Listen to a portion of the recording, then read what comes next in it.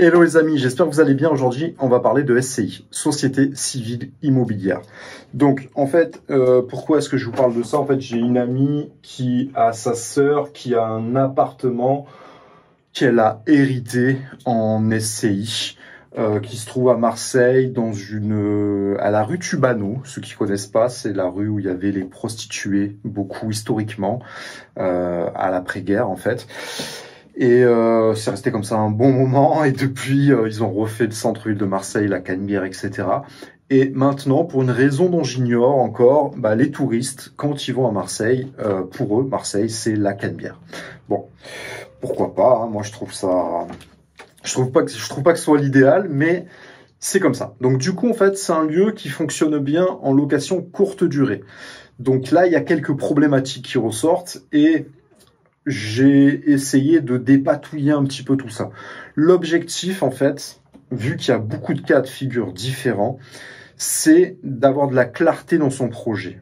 Parce que si on écoute un conseiller en gestion patrimoine, il va vous dire quelque chose. Vous allez écouter l'expert comptable, il va vous dire quelque chose. Vous allez écouter Pierre, il va vous dire quelque chose. Monique, elle va vous dire quelque chose. Et bref, on va regarder les articles aussi, ils vont tous se contredire. Je vous rappelle que l'objectif d'un article, c'est de se référencer avec du SEO. Donc voilà. Donc bref, on est un petit peu perdu. Donc en fait, cet appartement, actuellement, c'est allez, on va dire un T2. C'est un peu bâtard. Et là, actuellement, c'est location courte durée. Donc allez, on va dire Airbnb. Location courte durée. Donc il y a déjà quelqu'un qui s'en occupe parce qu'elle n'est pas sur place. Et le truc, c'est qu'actuellement, la SCI, elle est à l'IR.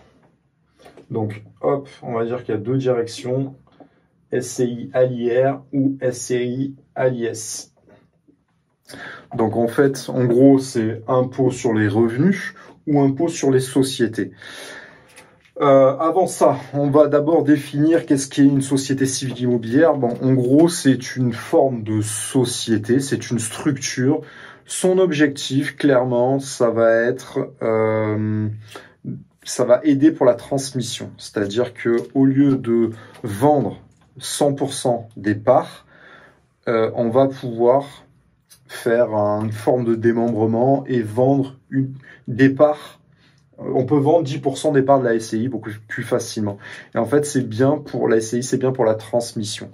Par exemple, voilà, on peut mettre, ça peut être détenu par 1, 2, 3, 5, 10 personnes. On met un petit peu ce qu'on veut dans les statuts.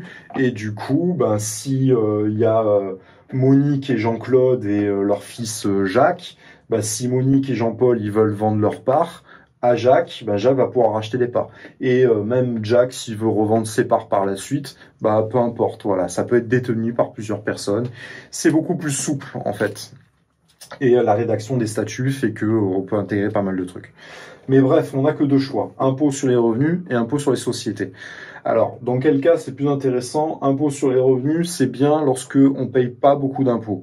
Parce qu'en fait, les revenus vont se rajouter sur les impôts sur les revenus.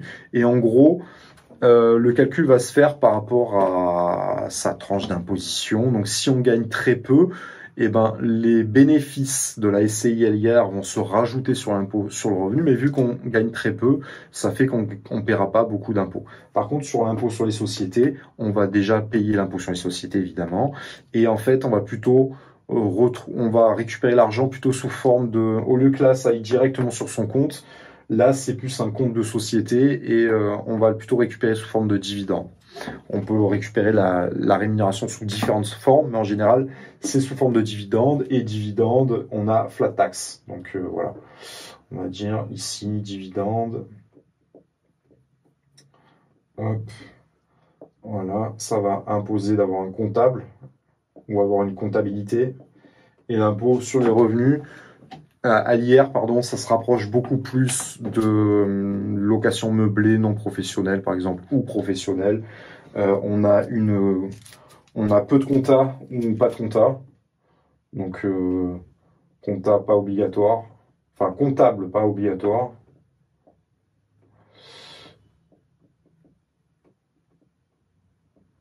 Et là, ça peut être encaissé beaucoup plus facilement.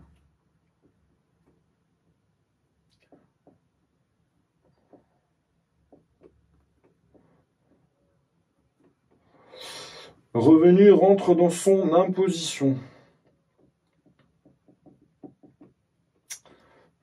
Voilà. Donc en fait, quel est l'objectif? Le truc, c'est que location courte durée, ça peut pas être fait sur l'IR. L'option à l'IR, c'est obligatoirement option IS. Pourquoi? Parce que ça, c'est une activité commerciale. Voilà. En fait, il y a beaucoup de personnes qui se disent location courte durée, c'est bien, etc. Oui, mais location courte durée, ce n'est pas de l'immobilier, entre guillemets. C'est-à-dire, hier, hop, je vais vous écrire ça comme ça. À l'IR, c'est location nue. Voilà, donc il ne faut pas meubler les logements, etc., etc. Et à l'IS, on va plus être sur du meublé. On peut faire du meublé plutôt. Voilà, et forcément, ici, c'est du meublé. Hein. On va pas faire un Airbnb, les gens, ils arrivent, il n'y a rien sur place, il n'y a pas de lit, on ne peut pas s'asseoir, il n'y a pas de coup, ils vont pas racheter des assiettes, etc. Donc c'est logique. L'activité commerciale, en fait, ce qu'il faut comprendre, c'est que du coup, on n'est plus vraiment sur quelque chose de très passif comme l'immobilier. En gros, l'IR, en fait, c'est petit revenu qui rentre dans son imposition principale et on s'emmerde pas. Voilà, on confie ça. Je conseille de le confier à un gestionnaire locatif pour être tranquille et on oublie le bien. La SCI, en fait, c'est pas fait pour revendre. Parce que si on revend, on va être de nouveau taxé sur la plus-value, etc. Donc, en fait, c'est fait pour conserver les biens dans le patrimoine pendant toute sa vie et limite le donner, que ça reste pendant des générations dans la famille. Voilà. Les revenus sont pas énormes à l'IR et il y a peu de possibilités d'évolution. Donc ça reste quand même assez petit. Par contre, l'IS, on a un effet de levier qui est la banque, donc le levier bancaire. Les banques, elles aiment bien, en général, elles vont prêter beaucoup plus facilement si c'est à l'IS, parce que c'est une société et du coup, il faut un compte professionnel et c'est dissocié de son patrimoine perso. C'est un truc à part. Là, c'est une propre organisation, c'est une propre société. On va dire que c'est une vraie société. Voilà. Ici, on est plus sur un fonctionnement de SCI un peu patrimonial qui va en bon père de famille, qui va qui va être un peu plus pour la personne lambda en fait. Ça c'est une première marche à monter et ensuite on monte à la marche de l'IS qui est la voie professionnelle. Quand on passe à l'IS, c'est très compliqué de revenir à l'IR. Donc faites le bon choix. Quel est l'objectif précis? Si vous voulez gagner un peu plus, faites du meublé, c'est plus intéressant. Ensuite, ce qu'il faut avoir à l'esprit, c'est que à l'IS, on va pouvoir faire amortissement. Hop, déduction de charges, etc. Donc, comme la location meublée professionnelle ou la location meublée non professionnelle au réel, parce que location meublée non professionnelle, on a le choix d'être soit en simplifié, et dans ce cas-là, ça se rapproche un peu de l'IR, c'est très simple, et au réel, ça se rapproche un peu de l'IS dans le sens où il faut avoir un comptable, on peut faire de l'amortissement, les déductions, on peut récupérer les charges, on peut récupérer les frais notaires, on peut récupérer les travaux, on peut récupérer tout ce qui nous a permis de meubler le logement, on peut récupérer les charges de copropriété, les frais d'agence, les frais de gestionnaire, la totale. Même les factures internet, voilà, tout ce qui est tous les dépenses, on va pouvoir faire un amortissement. Et en fait, là, voilà, quel est l'objectif? C'est-à-dire que l'IR, si on gagne peu, ça rajoute des revenus dans sa fiche d'imposition. Si on gagne beaucoup d'impôts, c'est pas intéressant. Il vaut mieux aller à l'IS. Parce que du coup, là, il y aura sa propre fiscalité, entre guillemets. Une fiscalité de société. Qu'est-ce qu'ils font les gens en général? En fait, ils ont une activité commerciale. Donc, société commerciale. Donc, une société qui crache du cash, hein. Hop, voilà. Donc, une société qui est faite pour faire du bénéfice, crache la moula. Et après, qu'est-ce qu'ils font? En fait, la société commerciale, elle va ouvrir une holding. Donc, hop, ou bien ils ont deux sociétés commerciales. société 2. Donc, je m'explique. En général, voilà, c'est intéressant comme ça. En fait, on monte une première société qui crache du cash, admettons une agence immobilière. Voilà, donc tout va bien, ça fait des bénéfices, ça marche bien, on est dans une bonne année, une bonne dynamique. Ah bah tiens, on va ouvrir une deuxième société. Ouais, cool, sur un autre secteur, etc. Boum, boum, boum. Ah ouais, mais là, du coup, ça fait beaucoup de cash, où il y en a une qui gagne et l'autre qui ne gagne pas encore. C'est beaucoup le cas d'ailleurs dans les agences. Les agences ont une agence phare qui marche très fort, ils en ouvrent une deuxième, la deuxième marche pas aussi bien. Voilà, c'est dur de se démultiplier. Donc ils ouvrent une holding. La holding permet d'avoir des conventions de trésorerie entre les sociétés. Donc par exemple, si lui il est en positif et lui il est en négatif, ben on va pouvoir équilibrer tout ça. Les sociétés vont pouvoir se prêter entre elles. La holding permet des flux et c'est une gestion de plusieurs sociétés. Ça sert globalement à ça. Et en fait, si ces sociétés elles crachent beaucoup de cash, eh ben on peut remonter tout ce cash à la holding. Vous voyez ? Donc par exemple, admettons là il y a 100 000 euros. Donc là, hop, les 100 000 euros ils vont être remontés à la holding. Donc on va pas les toucher sur la société. On va faire en sorte qu'il y ait un équilibre proche de zéro, histoire que en fait ces sociétés ne soient pas surimposées, qu'on paye pas beaucoup d'impôts sur les sociétés. Et du coup, la holding récupère l'argent et après, la holding, elle va monter des SCI. Le but, c'est d'avoir des SCI distinctes. SCI 1, SCI 2. Voilà. Par exemple, et voilà, ils se servent des 100 000, ils mettent 50 000 sur 50 000 et ils se servent de la banque, l'effet bancaire de la SCI à l'IS. Donc là, à chaque fois, c'est SCI à l'IS. C'est pas trop permis, hein. C'est pas permis du tout à l'IR. Ça, c'est pour les particuliers, si vous voulez. C'est un petit montage en bon père de famille aux particuliers. Là, on est sur une logique société professionnelle, société commerciale en fait.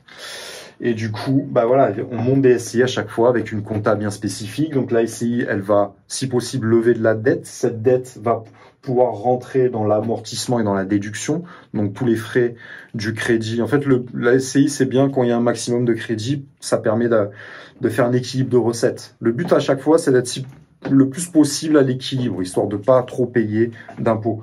Et après, ben là, pareil, il va pouvoir faire un amortissement via la holding, donc on peut remonter tout ça à la holding, et peut-être montrer après une troisième SCI. SCI 3, à l'IS aussi, évidemment. Et ainsi de suite.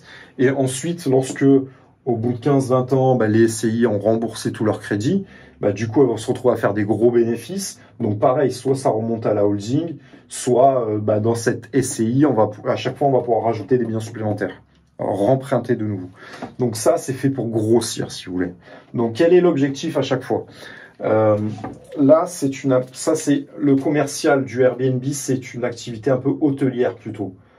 Alors, je sais que c'est à la mode en ce moment, les gens ils parlent de logement atypique, de love room, de courte durée, de sous-location. Alors, tout ça, c'est un peu de la connerie, dans le sens où tout ça, ce n'est pas de l'immobilier. L'immobilier, c'est du passif. L'immobilier, il y a 3 règles, l'emplacement, l'emplacement, l'emplacement. Donc en fait, on va prendre un emplacement qui est sûr, parce que on va chercher la sécurité, on va chercher du passif, c'est-à-dire on achète le bien, on le fout à un gestionnaire, on s'en occupe plus. On garde un peu de trésorerie de côté, parce que s'il y a le moindre souci, ça va devenir un enfer sur terre, ça va vous gâcher l'expérience. Et de temps en temps, il y a des soucis. Mais en gros, c'est fait à ça. C'est fait pour faire du passif, c'est fait pour lever de la dette avec la banque. Et vous passez à autre chose. Par contre, ça, c'est les sociétés commerciales. Donc ça, c'est un nouveau travail. Et si vous avez déjà un travail avec des sociétés ou même que vous êtes salarié, vous n'avez pas envie d'aller sur un logement atypique, changer les draps, ramasser les capotes, ramasser les ballons, ramasser les joints de shit qui traînent, ou tout simplement, si c'est pas des jeunes et que vous êtes pas dans des endroits où il y a ce genre de clientèle. Personnellement, moi, je suis à Marseille, donc voilà. Si vous êtes dans des trucs un peu haut de gamme, bah c'est pareil. Il va falloir réparer, remettre un coup de peinture, réparer la plainte qui s'est pétée, la personne qui vous dit ouais la fibre, la box elle marche pas, le câble il marche pas. Bref, on est toujours dérangé. Voilà. Donc là, tout ça, il faut le confier à un gestionnaire. C'est pareil. Vous prenez une conciergerie qui va s'en occuper. Conciergerie. Mais la conciergerie, elle va vous manger le bénéfice. Donc voilà, il ne faut pas rêver. Là, certes, en fait, location nue, machin truc, on va dire que on va chercher entre 5 et 8% de renta. Ce qui est déjà bien. Si vous avez levé la dette de la banque, vous avez mis un petit bout de votre capital, vous obtenez cette renta, vous êtes tranquille. Les 3 règles de l'immobilier, emplacement, emplacement, emplacement. Si l'emplacement est bon, vous n'aurez jamais de problème. Vous aurez toujours des bons profils. Le but, quand on fait la location nue, c'est pas de louer trop cher. Pourquoi? Parce que là, c'est des bails, les baux de 3 ans. Hop, baux de 3 ans. Donc en fait, vous n'avez plus trop la main. Le jour où vous voulez vendre, le locataire est prioritaire. Vous pouvez pas vous débarrasser du locataire comme ça. S'il veut, lui, il reste toute sa vie dedans. Et si vous avez une personne âgée, pareil, vous pouvez pas, même si vous êtes à date anniversaire, vous pouvez pas la sortir comme ça. En fait, la loi française surprotège le locataire. C'est comme ça. Location meublée, c'est 1 an. Donc du coup, c'est beaucoup plus facile. Vous voyez, vous avez un peu plus la main. Voilà, ça se rapproche un peu plus d'une activité commerciale entre guillemets. Et ça, par contre, ça c'est fait pour cracher du cash à fond. Mais là, oui, là on va avoir, on va dire entre 10 et 25% de renta. Et encore, si vous avez le fameux, faut voir ce qui vous laisse le concierge. Mais voilà, là vous allez pouvoir faire de l'amortissement, la déduction, etc. Mais ça sera un vrai travail. Et pour une activité hôtelière ou commerciale, comme une vraie société, 10-25% de renta, c'est pas énorme en vérité. Donc il y a peut-être des activités où ça dégage plus de marge et où c'est plus intéressant. Donc faites attention aux vendeurs de rêve qui vous vendent ce truc-là. L'immobilier, on est plus là-dessus. Donc soit on veut pas s'emmerder, on prend un bien, il est vide, on le loue comme ça, et les gens ils vont mettre leur affaire, ils vont le meubler, donc du coup ils vont partir moins facilement. C'est du long terme. On veut dégager un peu plus de marge, dans ce cas-là on va sur du meublé. Et après, en fonction de quelle manière vous voulez, en fonction de votre objectif, encore une fois, est-ce que c'est juste de le louer comme ça, de pas s'emmerder, et du coup ce bien à l'IR ira à votre enfant, vous pouvez le transmettre, etc. Ou est-ce que vous préférez faire de l'amortissement avec des comptables, etc., faire des équilibres par rapport au coût que ça vous a coûté si vous avez fait des gros travaux, etc. C'est plus intéressant d'aller à l'IS, entre guillemets, enfin d'amortir à fond. Et ça, c'est fait plutôt pour grossir, c'est un fonctionnement de société, donc on est plus là pour grossir tout simplement. Maintenant, la question du comptable. Voilà, dans les comptables, moi, j'aime bien garder la main. Et les comptables, des fois, ça coûte cher. Et le problème des comptables, c'est que c'est un métier qui est en train de se moderniser, c'est un métier qui a énormément de contraintes, ok, on le comprend, mais le truc c'est que voilà, ils vont vous demander tous les éléments, toutes les factures, les machins, il y aura une grosse logistique pour leur envoyer, parce qu'ils sont... Alors, il y en a qui sont modernisés, mais sinon la plupart ils sont à l'ancienne, ils sont pas foutus de vous trouver un truc où vous scannez, ça envoie directement une appli, machin. Bref, ça vous demande de la logistique, il va falloir rechecker toutes les pièces derrière eux, il va falloir quand même tout contrôler, donc c'est un peu relou. Donc moi j'aime bien les comptables en ligne. Je vous avoue que vous avez Decla.fr, vous avez Dougs, voilà, bref, vous en avez pas mal, ça se généralise. Et pour ce genre de société-là, que ça soit location meublée non professionnelle ou bien SCI, franchement, comptable en ligne, c'est très bien. Voilà. Vous n'avez pas besoin d'un conseil de fou. De toute façon, les gens sont joignables. Vous leur faire un mail, vous pouvez les appeler. Et voilà, de toute façon, il n'y a rien de bien complexe. Et moi, ce que j'aime bien, c'est qu'on se connecte. On a un gros tableau qui permet de visualiser où on se trouve dans sa société, où on en est, etc. Tout est clair. Sinon, le reste, c'est le bordel, quoi. En tout cas, c'est mon avis. Ça correspond à ma personnalité. C'est à vous, après, de voir si vous voulez un humain en bon père de famille, le comptable en bon père de famille, qui vous reçoit dans son bureau, il vous offre le café, ou bien si vous êtes plutôt 2.0 et avec des outils un peu hybrides ou digital. Bref, voilà, quel est l'objectif? Est-ce que on veut grossir? Est-ce que non, on veut pas s'emmerder? Est-ce que on veut location nue? Ou est-ce qu'on veut faire des travaux? On veut meubler le truc? Est-ce que de temps en temps, on veut pouvoir récupérer le bien lorsque on arrive dans la ville? Et là, dans ce cas-là, on peut en jouir 1 mois ou 2 par an. Dans ce cas-là, on va plutôt aller sur la conciergerie, location courte durée, une logique un peu plus hôtelière, si c'est permis évidemment Bref, après il y a les lois. Je vous ferai une vidéo sur ça, sur la location courte durée. Et le fonctionnement, pareil, hein, d'un développement de patrimoine pour anticiper la transmission et également le fait de grossir sous forme de société, holding, etc. C'est un autre schéma, mais ça vous demande quand même d'avoir une société qui crache du cash. Voilà. Donc c'est vrai que moi, je me suis lancé l'année dernière. J'avais monté une société de marchand de biens, j'avais monté une holding, j'avais mon agence immobilière, j'avais prévu de faire des SCI, etc. Voilà, j'ai tout fermé. Donc j'ai fermé mon agence. Je suis allé chez les mandataires et je suis très content. Des fois, il faut pivoter dans la vie, hein, c'est comme ça, il ne faut pas rester. Voilà, il y a d'autres trucs qui existent qui sont très bien. Voilà, quand on voit que c'est mieux adapté, il faut pivoter. Société de marchand, finalement, j'ai acheté mon immeuble en fonds propres. Pourquoi? Parce qu'il y avait un droit de préemption. Et je me suis j'ai eu un peu peur. Et au final, j'ai bien fait parce qu'entre-temps, le marché s'est écroulé.